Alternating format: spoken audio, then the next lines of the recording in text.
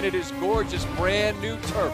Cleats are going to go into it tonight for the very first time. It'll be the first time with fans in attendance for a Monday night game in 6 years. Looking forward to one of the great atmospheres in the league alongside Swag, Jason Kelsey, and Ryan Clark. I am Scott Van Pelt. Exciting night for this fan base. Oh, yeah. And a chance to see this really good defense and this really good quarterback welcoming in Cleveland. As I said, off that one in the snow, all sorts of storylines, but I'm always interested, fellas, in what you were thinking about RC. Kick us off. My first thing is Bo Nix has found some answers, and I think that answer starts with Courtland Sutton, and he finds Courtland Sutton when he's trying to get out of trouble. Here, you're going to see in the red zone, they're going to bring 8. There's 7 men in the box. They're going to lock up on the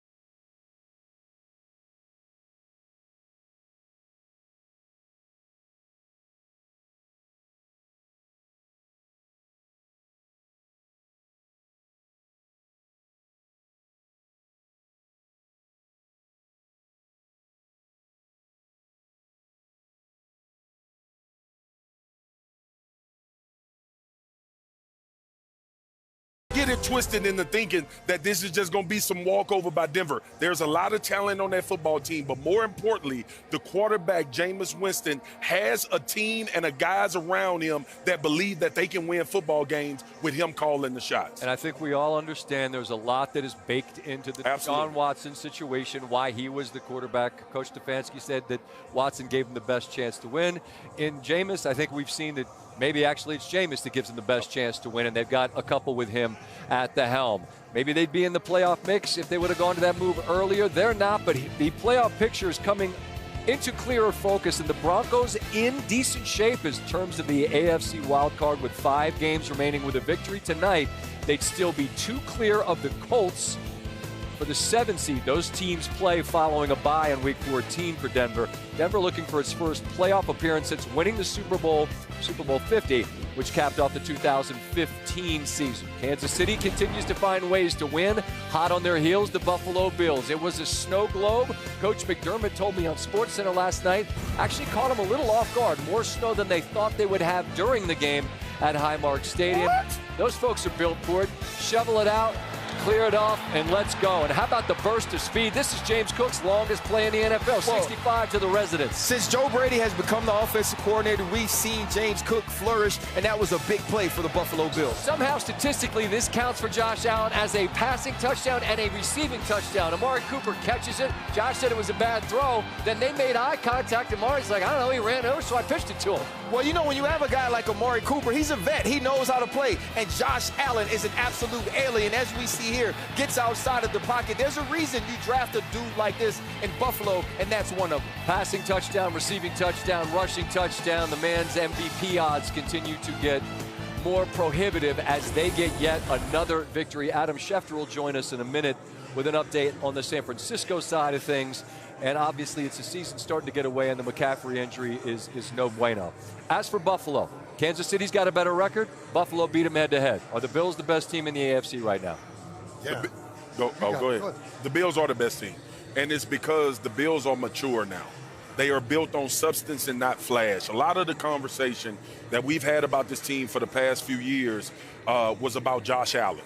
We didn't talk about anybody else but him and Stephon Diggs. Now you see a number of guys coming into play in each one of these games. They made a commitment to run the football. I always thought that they were a little finesse And they would tell you opposite because Buffalo is built on being tough, and we all know that. But now they really are. They're coming off the ball and moving people. They got a great zone scheme, obviously, with Cook in the backfield who can see those windows. And more importantly, Scott, Josh Allen is not called upon to make plays until it's time for Josh Allen to be called upon and make plays. And we see it happening. Give Joe Brady a lot of credit. I'm glad you mentioned his name at the beginning. Yeah, and they played the game for the weather. I mean, who doesn't? Laterals, snow, what else do you want? I mean, that is football. And the other thing that they gave you was a heavy dose of duo. I haven't seen that much duo. I mean, they didn't do anything Jason, tricky. what's they ran duo for right. the people? Okay. Tell people what duo means. Yeah. Duo is halfback dive. We're going to build a big edge and make you fit this play. And one of the things they did this over and over again.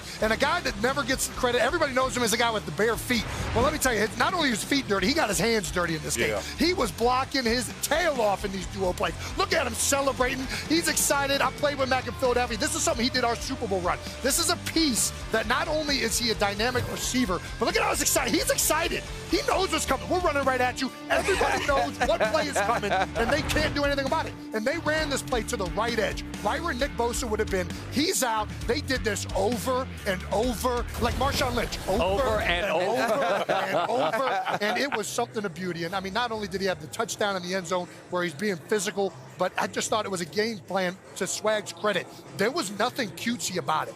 This was a physical game by the Buffalo Bills. Yeah, I think when you play in that sort of weather, it's kind of hard to sort of analyze or critique what's going on unless it's about identity. Right. This was about the Buffalo Bills' identity. One, you draft a quarterback that possibly has the strongest arm in all of football. You draft a quarterback that can run, that can be physical. And then now you've changed the way you played football under Joe Brady, so you are the more physical football team. And when you watch them play offense yesterday, they were prepared for the snow. They were going to give you 6 offensive linemen. They were going to run the ball. Shakir, the entire year, has been about catching the football yards after catch. We saw some of that as well. And then on the other side, if you're the San Francisco 49ers, you're depleted in a way where we can't say that the Buffalo Bills beat the best version of you, but we can say that the Buffalo Bills, to me, are the top team in the AFC. I want to come back to the Niners, to all of you in a moment. Just one final point to be made on Buffalo. You mentioned maturing. We're all allowed to get better. We're all allowed to refine things.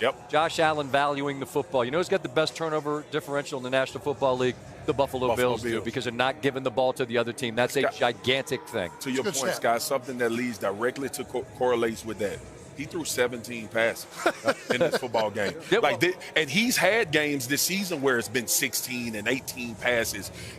2 years ago, Josh Allen was throwing 38 minimum a game. So a lot about what they're doing now is sustainable to try to win a championship. We started our year, and we'll end our year in San Francisco. Santa Clara, I should be more accurate geographically. This Niner team had been in the Super Bowl, and you fellas made the point, man. You get there, and you think you're going to get back. It's not a birthright for anybody. The injuries have been massive. We understand that. The good news, I suppose, if there is any, is that Seattle hasn't run away. No one's running away. You got 2 6-6, 1 7-5, and them at 5-7. That said, is time running out? Has it run out already for the Niners? It's gone, Scott. Yeah. Okay? And then too, with the news of Mason today, out of the backfield as well, being out. Obviously, we know Christian McCaffrey. They haven't had a full team on the field at all this season. So it's okay to be fair. It's okay to sit at this desk and say, this is not the version of the 49ers that we thought that we would get, and it's not the version of the team that we knew would be a playoff and a Super Bowl contender. Make no mistake about it. Had it not been for these injuries, the 49ers would squarely be in the conversation for being a team pushing out of the NFC to have a chance to go to the Super Bowl. It's an unfortunate circumstance, but it lends itself to what you said. When you knock at the door that much, at some point you better kick it in, because it can go away, and it can go away fast. And not only that, last point, they got to make decisions on roster now. So it's a whole nother element introduced to this team that they haven't had to deal with for a couple of years. No, I think they got to decide what they're going to do with Brock Purdy. They've already been thinned out on the defensive line. Javon Hargrave's hurt. They lose Eric Armstead. They lose Javon Kinlaw. Before that, DJ Jones. I mean, this is a substantially this defense has changed a lot, especially up front. And we saw that. I mean, obviously the weather played a factor last night, but they have struggled to stop the run all season long. It started and that is last something year. that they hung their hat on for a large part of their success. When Greenlaw went down in the Super Bowl. Yep. Greenlaw, absolutely. It starts there, and injuries, though, are part of the game. And